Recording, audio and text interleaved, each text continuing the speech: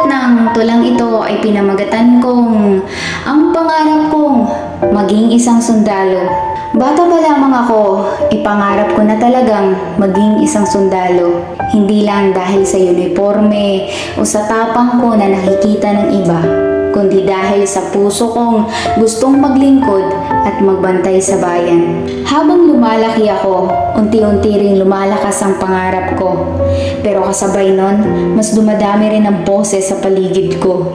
Mga salitang hindi ko hinihingi, pero paulit-ulit kong naririnig. Sayang ang ganda mo. Sayang ka dyan. Babae ka, bakit ganyan ang gusto mo? Hindi bagay sa'yo yan.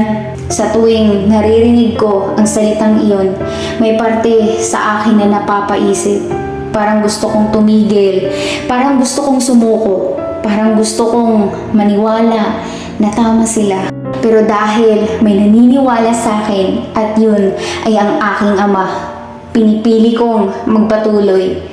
Siya ang unang nagsabi sa akin na kaya ko, na hindi basihan ang pagiging babae para limitahan ang pangarap ko, na kung ano ang gusto ko sa buhay, dapat ipaglaban ko basta wala akong tinatapakang tao. Sa bawat pagod ko, siya ang paalala ko na may naniniwala sa akin kahit na ang iba ay nagdududa.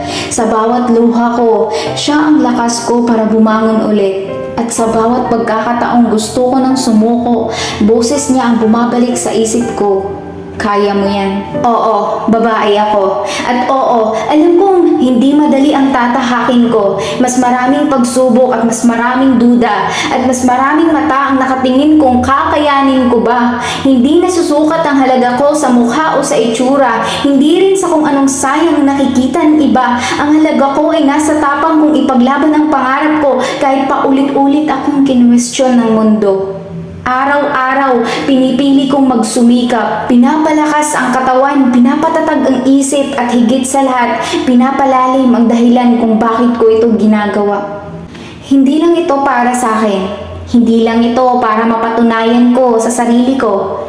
Ginagawa ko ito para sa pamilya ko, para sa mga taong naniniwala sa akin, at para sa bayan na gusto kong pagsilbihan. Darating ang araw na mapapagod ako, na baka gusto ko ng sumuko. Pero sa tuwing maaalala ko kung bakit ako nagsimula, babangon ako ulit. Mas matatag, mas handa. At balang araw, may susuot ko rin ang uniforme na matagal ko nang pinangarap. Sa araw na iyon, hindi na mahalaga ang salitang sayang. Dahil mapapalitan iyon ng paghanga ng respeto at ng katotohanang kaya ko pala. Ngingiti na lang ako, hindi dahil gusto kong ipagyabang ang sarili ko, kundi dahil alam ko sa puso ko na hindi ako sayang. Hindi ako mahina. Hindi ako nagkamali ng pinili. Ako ay isang babae na piniling maging matapang, na piniling mangarap at piniling ipaglaban ito hanggang sa maging realidad.